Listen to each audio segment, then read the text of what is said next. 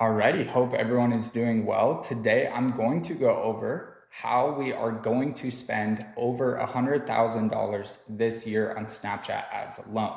Now, I don't want to sugarcoat anything, and I know I can provide real value because I'm successfully running Snapchat ads in my brands, and I'm going to go over how I do so.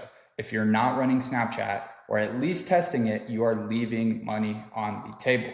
Now, before I get into it, I'll just go through a little bit about myself. Might take a minute.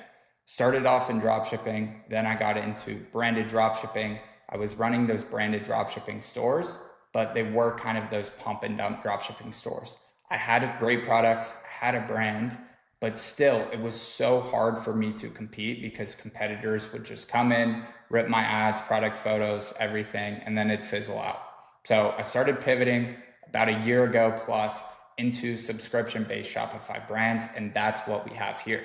Brands with products that people actually love, high lifetime value, and a high subscription, right? So in this brand, now before you think, oh, well, you spent $25,000 only to bring back 40K, well, you have to keep in mind, this is a subscription brand. So if we can even break even on the first customer here, our margins are going to be through the roof. Now you can see that's exactly what we have here. So here is our subscription log in our calendar. These payments are going to start hitting. Look at this. You can see $500 plus some days in subscriptions, right? So what we've done here on the front end with Snapchat has actually been very profitable on the front end, and we're building that subscription, that log of customers that love our product and continue to buy back. So or buy more. Now this is 1.55 ROAS, but with lifetime value over time, this is going to be 3+.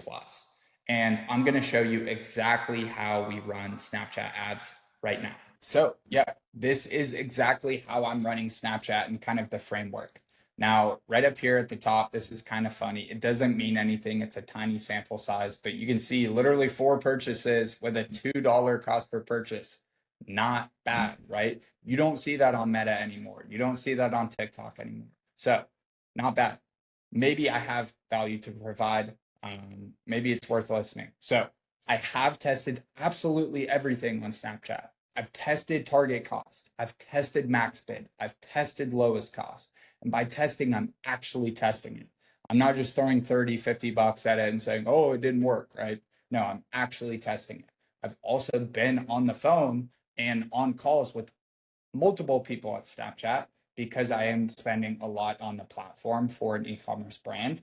And they have also given me insight on feedback on how to better optimize the campaign structure, etc. So this is what's working.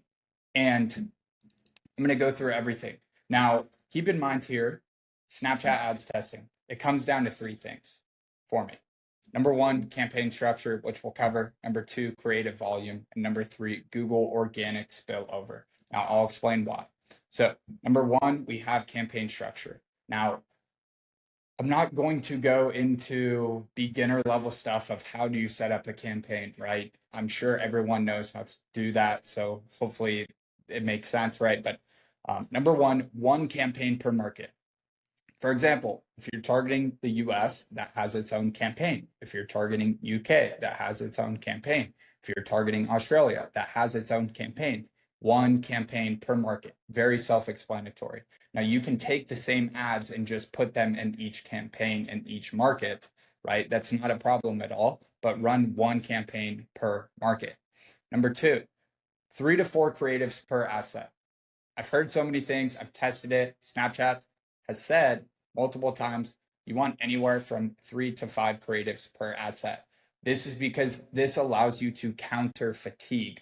My top performing ad set of all time on this account had 5 ads in it, but the sweet spot is 3 to 4 creatives per ad set. Each ad set starts at a $30 to $50 daily budget. Now in the testing phase, this might be a little bit different. I run a target cost structure, so I'm going to show you kind of how I test with that. Now that I have a lot of data behind the pixel and in the ad account and a lot of spend, I'm starting the daily budgets even like as far as $50, $100, $150 a day, because it's similar to cost cap campaigns where if the creatives aren't going to perform. Snapchat won't spend too much on it. But in testing, each ad set starts at, say, $30, $50 daily budget. Now, what bidding structure am I using? Well, I'm using target cost bids. This is very important. I've tested it all. I've talked to people that are spending similar amounts as well in their ecom brands. They're all running target cost. This is what works. It's similar to a cost cap campaign. So let's relate it to Meta, because Meta is all that everyone talks about. But in Meta, you have lowest cost, right? Where you're maximizing the amount of purchases at the lowest cost. So that's kind of auto bid, right? Snapchat, it's just called auto bid. Then you have cost caps. Cost caps are going to try its best to meet your target cost per purchase in that time frame, in that attribution window. So on Snapchat, it's actually a 28-day window. Now on Meta, usually it's a 7-day window. So give Snapchat time. It literally took me, I think, like a week or so to start to get data and actually for the account to pick up, because the attribution window is much larger. And Snapchat is very retargeting heavy. So they're going to try to retarget that customer over the 28-day window. You have to give it time. But target cost bid, it's similar to a cost cap on Meta. And then you have max bid. Max bid is where you're setting that strict bid that you want, similar to a bid cap on Meta. So target cost bid is the way to go. I've tested it, run target cost bid. Now, how do you find your target cost bid? Well, your target cost bid should give you probably about a 25% net margin on your break-even cost per purchase. So find your break-even cost per purchase, create a 25% margin on that cost per purchase, right? It's going to be lower than your break-even, obviously, and you'll have a 25% margin. I believe that's a formula there for it, but it's pretty self-explanatory. Now, in a subscription brand, maybe my target cost bid is my break-even cost per purchase, because I'm trying to maximize the amount of spend I can get.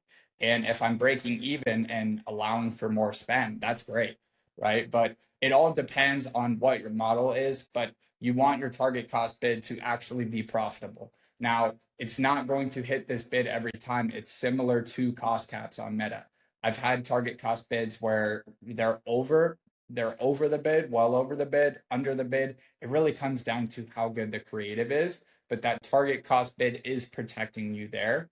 And you want it to give you maybe like a 25% net margin or so.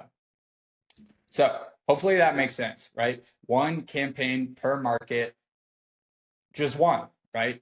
Testing and scaling in the same exact campaign. You test and you scale in the same exact campaign.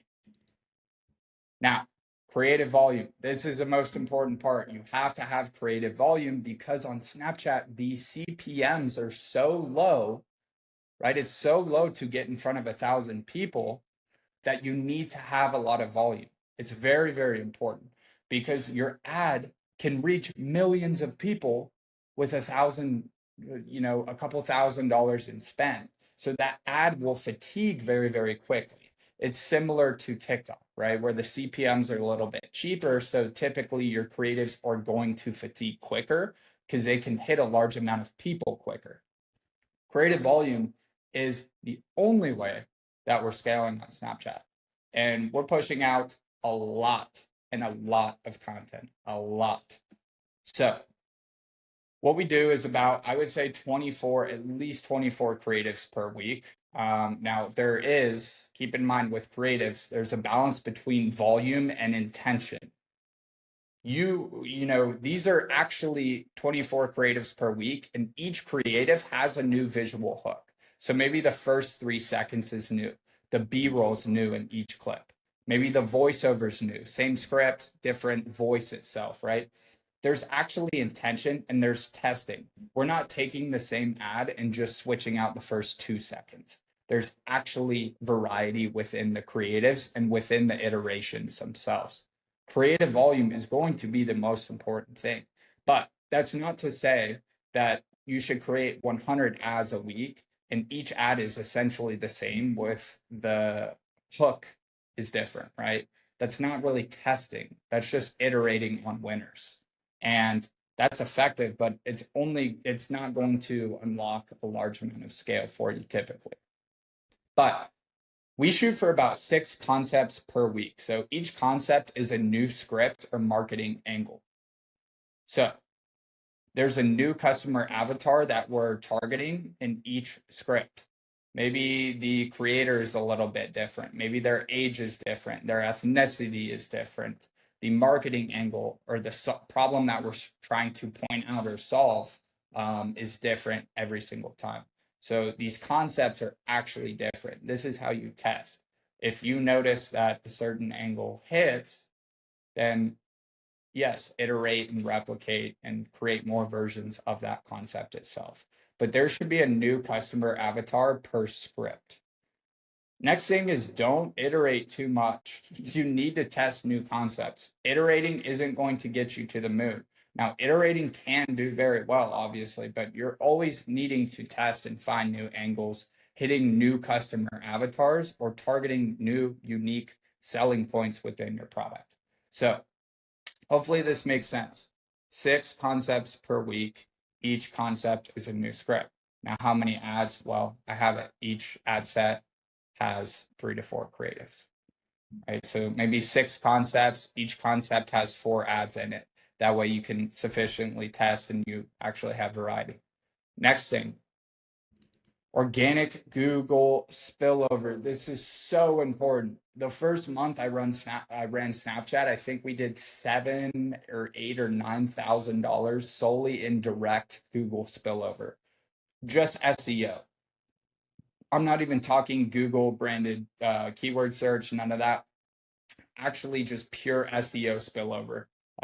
We did about close to 7, 8, I think even maybe $9,000 just from spillover because you reach so many people. You have to have an omni-channel presence as well and take advantage of all the eyeballs that are seeing your product. So organic Google spillover. This is step number 3, because if you're crushing it on Snapchat and you're hitting a lot of people, chances are a lot of those people, before they buy your product, are going to want to make sure that you're reputable and they're going to go to Google and type in your product. You want to rank there. Now, as far as how do you rank there, make sure that your meta descriptions are optimized in Shopify. It's all simple stuff. I'm not an SEO expert, but it's fairly simple to optimize your SEO to pop up at the top. Within Shopify, the meta descriptions, alt text, etc. So make sure that your store is optimized for this traffic. This comes down to 2 things with the Google spillover. Number 1, SEO. This is the best way to start in the beginning. Now, SEO optimized meta descriptions, right? You have alt text on photos as well, and then just have a favicon for Google. Make sure that your presence on Google organically actually is trustworthy and reputable and people want to buy from you, right? So that's step 1. And SEO is going to be a very big lever in this spillover. Number 2 is branded search campaign. Now, I'm also not claiming to be an expert with Google Ads. This is very, very simple to set up. Anyone can set up a branded search campaign. There's hundreds of videos on it. You can start this campaign at like $2 to $3 a day. It all depends on how much spillover you actually have. I know our branded search is, I want to say even like $30 plus right now, because we are hitting millions and millions of people. I think since we launched the ads in December, we've reached over 15 million impressions on Snapchat with only about $25,000 in spend. So it's pretty crazy, but you want to set up this branded search campaign and branded keywords. You want an exact match keywords for your brand. For example, if you're selling, you get the point, right? You want that exact match branded keyword. If you're selling some sort of lotion and say it's called Aura lotion, that's your exact match keyword, Aura lotion. Or if it's Aura, whatever the lotion is, then you add that word. You can have maybe 2 to 3 or 4 versions, but you want to basically rank on those exact match keywords. You can also see when you're starting to get the SEO, right, and you're starting to rank, you can see what keywords people are typing in, where's a lot of the search traffic and volume coming from, and then that's typically going to be one of your top performing exact match keywords. So this is the 3-step blueprint for how we plan to spend 6 figures on Snapchat this year. And that's it, right? If there are any questions, feel free to let me know. I'm happy to answer anything in the comments. I hope that this actually provided value. And I really want to challenge people to build a brand that matters. Everyone always talks about drop shipping and this and that. I've ran so many of those stores that have done well, say hit multiple 6 figures, and then they fizzle out. Why do they fizzle out? It's because I don't have a moat around the product. I can brand it with custom packaging, etc., but then it's still pretty hard to scale. Now, with these brands, these actually have so much enterprise value because you build a community and customers that actually love your product. I think it's so important, and that's how I'm really pivoting, especially in 2025, building those subscription-based brands. So, as always, thank you everyone for watching. This is the first video, so hopefully it provided value, and have a good one.